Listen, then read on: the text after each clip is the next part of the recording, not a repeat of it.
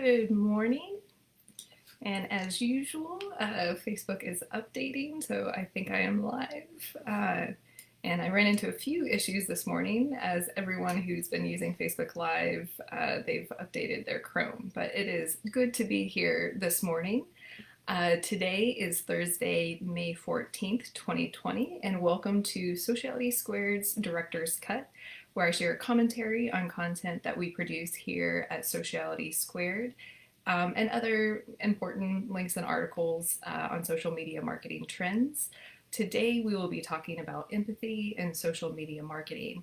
We just published a blog post on Tuesday about this that we'll be diving a bit more into in a few minutes. So thank you for joining. We're in week 8 of lockdown here in New York City. Just everyone being impacted, which is literally everyone, by the coronavirus and COVID-19. My heart is with your heart. So I'm Helen Todd, and the co-founder and CEO of Sociality Squared. And if you're new to Sociality Squared, we're a social media agency who understands the magic of people coming around what they value and love. Clients partner with us to grow their businesses, and always know that we remember behind every screen is a person. So today we'll cover some S2 news, empathy and social media marketing, which I discussed, and a few links I mentioned last week and ran out of time. So hopefully I'll try to stay on time this morning to keep this within 30 minutes, and then some inspiration, because I always like to leave on a high note. So news, tonight at 7, I'll be doing my first Instagram live with Jay Van Sharp as part of his company's the Future Post-COVID Business Series, where he's been interviewing different people on topics like the future of events. And so I've really enjoyed watching them. And tonight I'll be the guest where he's interviewing me, discussing the future of brands in society. And that's at 7 p.m. East Coast time, and it will be on my handle and Jay's handles, but my Instagram handle is Helen's Travels. So feel free to follow me over there and check out tonight's broadcast. Lots of broadcasts and lots of speaking. Tuesday, I'll also be on a panel called Reset Marketing Pivots During Uncertainty. This will be kind of similar to I'll be touching on the same topics I've been discussing here for the last 2 weeks, on just really the importance of taking the long view in brand alignment and how important that is. And then I'll also be speaking on the 20th at the ACES conference on social media blind spots and more, tactical stuff and what we do at Sociality Squared, pulling back the curtain on how we think about audits, grading our clients, and putting together an action plan based on priorities to achieve our clients' goals. So you can join that conference if you're interested. And also, one of my talks, I think we just published the link yesterday, also is a recap on our social media blind spots process. So that's, if you're interested, the link is on our social channels now. And of course, you can like this page if you haven't already. The little icon is on this video. And if you like it, you'll see our content regularly and then get notifications when I go live on Thursday mornings. And I always have to plug our monthly newsletter. We get a lot of great feedback on it and put a lot of work into getting it out to share, our expertise and what we think is important in your inbox. See, what else did I want to say that? Oh, and all of the links that I mentioned in the Facebook Live, I'll also include in the description after this recording is up. So you'll get all of those. So let's dive into today's topic, empathy and social media marketing. So I feel like there's so many buzzwords all the time. And empathy is one that we hear a lot, and also listening related to social media marketing. And so I just wanted to dive into that a little bit more and how we think about that at Sociality Squared, and specifically through the context of social media marketing. And I guess what it boils down to is that we believe that empathy is the alchemy of the power of story, the power of listening and the power of imagination that connects humans to one another. And I'll explain what I mean by this in a second. And we hear like listening all the time. You have active listening, which is very much what social workers do and what we're encouraged to do to connect with our loved ones and friends and family, to show that we're listening to them. We're only paying attention, we're listening, we're saying back to them what we're hearing to make sure that they're being heard. And then you also have the term like deep listening, which is kind of listening at scale and using data to listen across social channels or whatever you're listening to. But either one of these, you can listen through reading what people are saying or through active listening. But I think where it becomes more powerful is not only when you listen and recite what someone's saying, but when you actually use your imagination to understand and put yourself in their shoes. And that's where imagination is listening's bridge for connection, and where the power of empathy really comes into play. And I have all these great little tweetables in the blog post, like empathy invites us to imagine someone else's experience. And one thing I know I catch myself saying this all the time, especially now, but I've really tried to stop. And this actually, I spoke at a rally after the travel ban. So I pulled some lines from that when I was writing this. But one of the things that I said during that rally speech is, oh, one of my lights went out. I've been playing with lights a lot, trying to figure out this content studio, or turning my apartment and my office into a content studio. But back to the rally, and something that I said, and I think that is relevant here too, is when we hear heartbreaking things from anyone, from friends, they can be uncomfortable, they could be unimaginable, they could be something that we can't relate to. And it's easy, or it's not easy to say, it's actually just a common in our vernacular to say, I can't imagine, as a way to show that their experience is unique, and that it is hard to understand where they're coming from, and you understand that's hard to understand. But I actually think that serves as a roadblock to empathy. And that's something, when I start to think or start to say that, I always try to catch myself, because empathy actually challenges us to imagine what it must be like, and not to just go into, I can't imagine. Like, that is a sign of, I hear you, and I realize that it's a tough situation that I personally haven't experienced. And there's a quote that I absolutely love by J.K. Rowling in her Harvard commencement speech that I've just thought about so much since I've read it. Or actually, well, I listened to it and then I've read her transcript.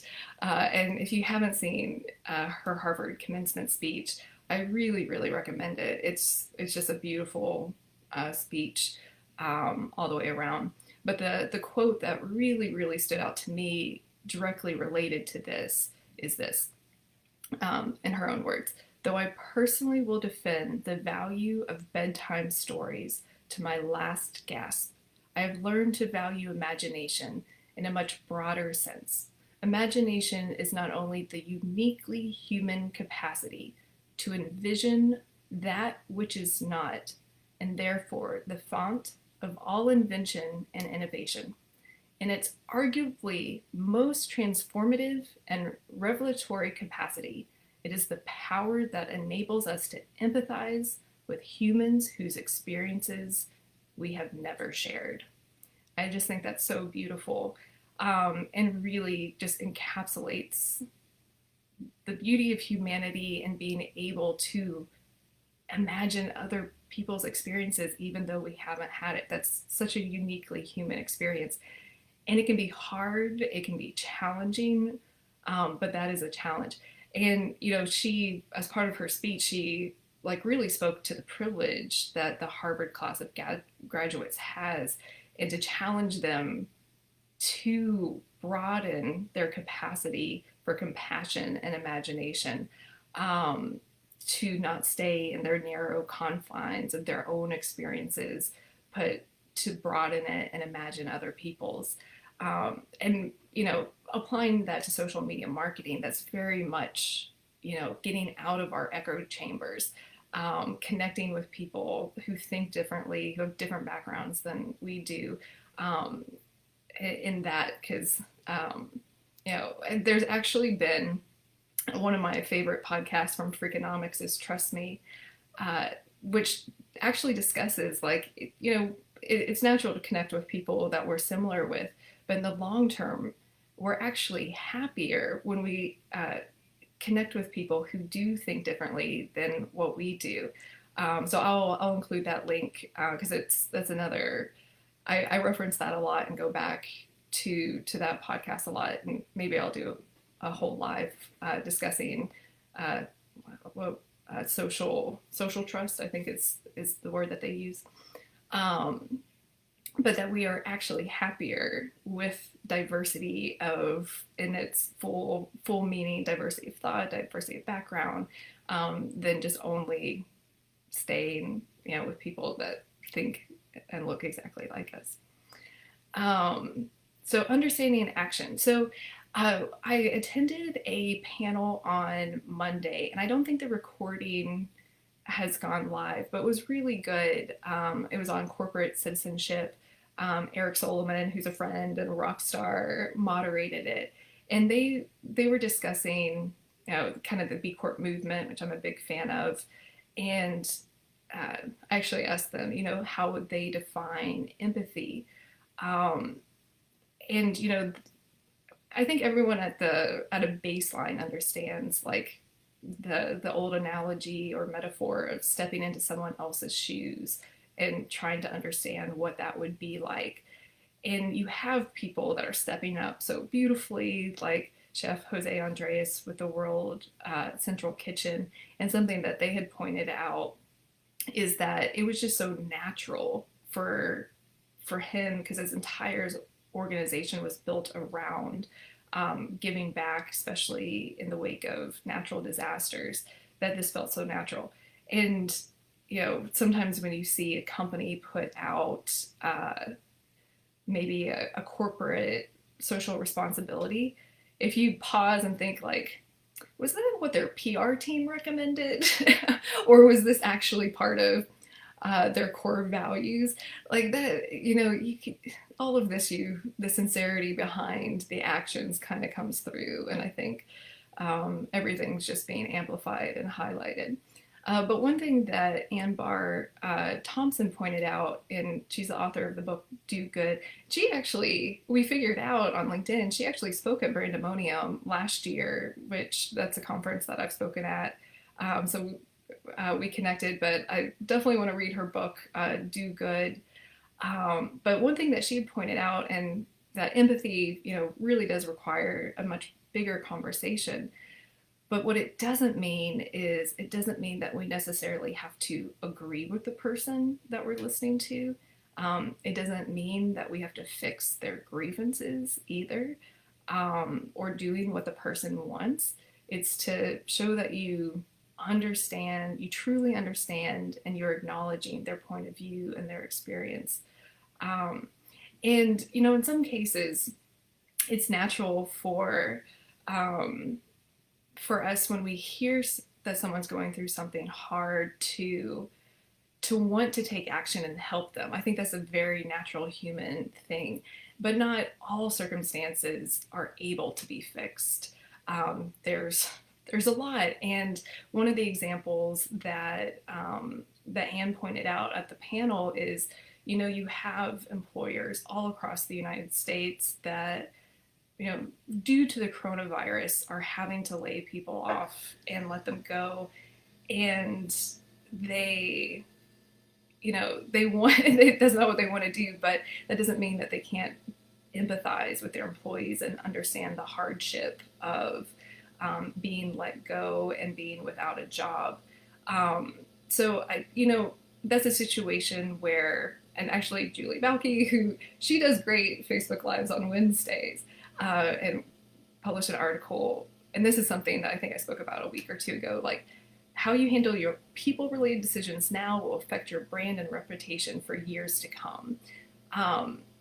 So related to hiring, that's important, but if they're, regardless of what the hardship is that someone is going through where you want to show empathy, like if you can't help solve the issue, which isn't needed or isn't even an option in all situations, the one thing that you can do is exercise using your imagination, like to show using your imagination to show empathy.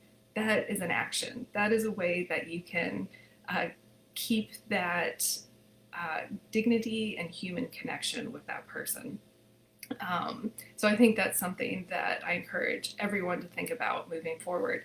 And Brene Brown, I watched a few of her videos before writing this blog post, and I've read a few of her books, and she's just fantastic and really dives much deeper into empathy and related to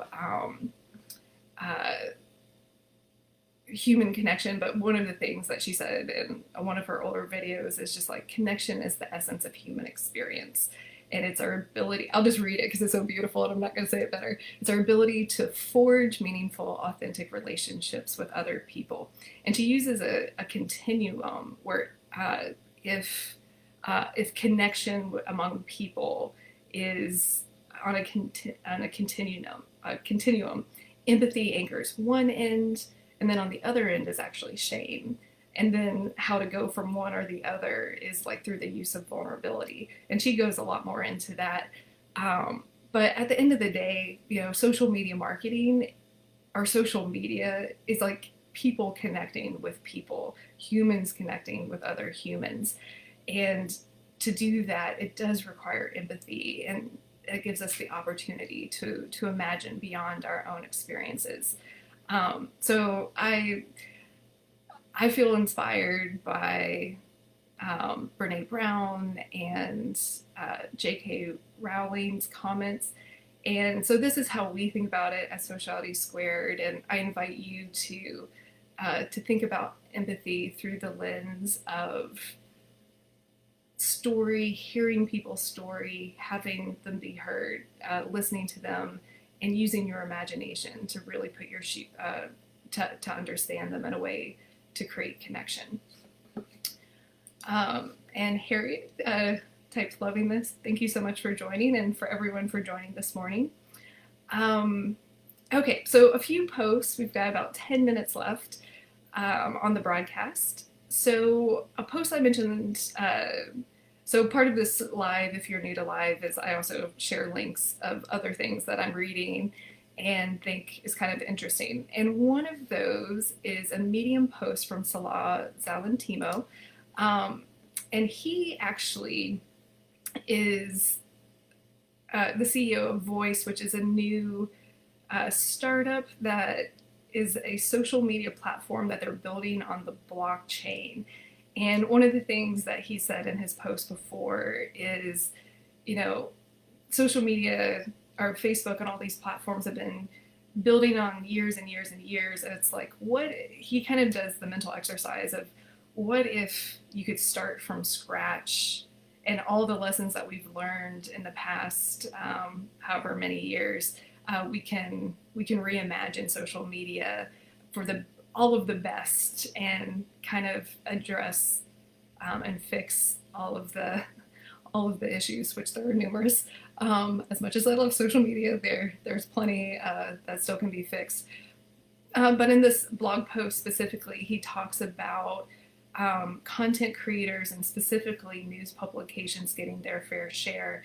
And it's interesting, and something that, is an ongoing conversation where you have, it's kind of this mutual relationship where Facebook has really, specifically Facebook, but Google too, has mastered the ad platform, and even the CEO or the editor at Wired admitted at a presentation I saw where he spoke was like, yeah, they built a better ad platform than us. Like, that's great. However, the relationship where all of the ad money from publishers is, it's drying up because of Facebook. But then Facebook profiting off of publishers' free content through the snippets on Facebook, um, the previews, the hyperlinks, keeping some of the links actually within the Facebook page versus linking off of it. That's adding a ton of values to readers, but no opportunity for publishers to make any money whatsoever. So that's really imbalanced in that regard. So he really speaks to this a lot, where trying to envision a world where both exist and both can get their fair share, and that it's mutually beneficial versus a little lopsided. So I'll share that link. I thought it was interesting. I think what he's doing at Voice is interesting. I'm a big fan, and would love to work with him. And then a video that I watched, I think over the weekend, Scott Galloway, or Professor Galloway, is a NYU professor. He also founded L2 Digital, which I think sold for like $160 million. He was also the keynote speaker at Brandemonium last year. He's very outspoken. He does a lot of predictions, for better or for worse. But it's interesting to hear what his perspective and what he has to say. And he did an hour-long video panel with one of at his alma mater, and he touched on a lot of different subjects, views on higher education, kind of what his perspective during the coronavirus and stuff. One thing that stood out to me more from a business perspective in my own world is there's so many. What he said is that people are so many different levels of productivity and pulling back, that he sees in every challenge that there's definitely an opportunity, and he sees this as an opportunity to actually go harder and really put himself out there a whole lot more in terms of creating content and IP. And that from his 9 years of businesses, of which 2 have absolutely failed, but the ones that really did the best were ones that came out of recessions and hardships. And he's predicting 1 to 3 years from now that there will be a boom. And Wendy, thank you for joining too. So it's worth a watch, and I definitely have been thinking about for Sociality Squared from a broader business sense of what I can be doing now, like these Facebook Lives and expanding them and blogging more, that can help plant the seeds for 1 to 3 years from now, and thinking long term in that regard. So he's always interesting and thought provoking. So that was something I watched and enjoyed. Okay, so for the inspiration, we always do an inspiration section in the newsletter, and we've never actually shared them too far beyond. So for some of these weekly broadcasts, I'll go back into our archives.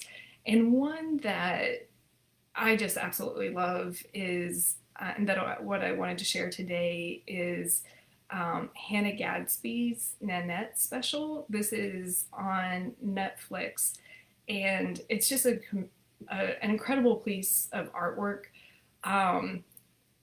It's comedy, but it's not comedy. And I don't want to give too much away, but since we were, I've been speaking a lot about empathy today, the way that she uses comedy, the structure of story, to have her story heard and get the audience to, she knows that she can dial the level of anticipation and emotion during her shows, because she's spoken about this actually at a TED Talk, but she she invites people through the use of her story structure and comedy to hear her story, and it's a hard story, and she makes people uncomfortable, and that's part of the point.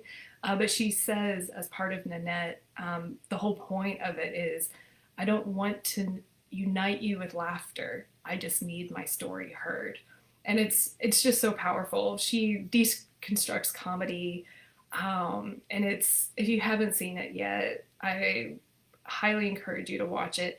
It's not something where after you watch it you're going to feel light and like uplifted after. It's, you watch it and it just makes you think about so much. So if you haven't seen it, I know everyone's sharing lots of things to watch. It's, oh yeah, here's another quote from the Atlantic's. Nanette is radical, transformative work of comedy. It dismantles and subverts everything about how humor is supposed to work. And humor is great. Like, you can, it's almost like putting hard things sometimes with honey around them. But anyway, if you haven't seen it, I highly recommend it. And it's a beautiful work of art and storytelling and reimagining, the humor and storytelling. So, okay, we're about at the end of the episode, our broadcast.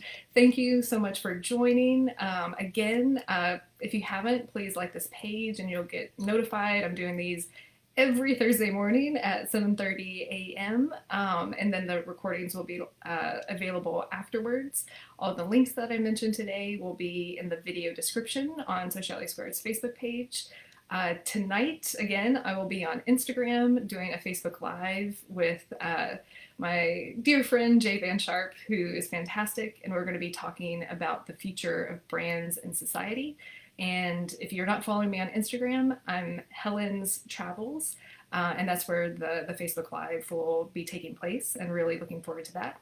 And then if you haven't, sign up for our newsletter too. It's only monthly, so not too hard on your inbox.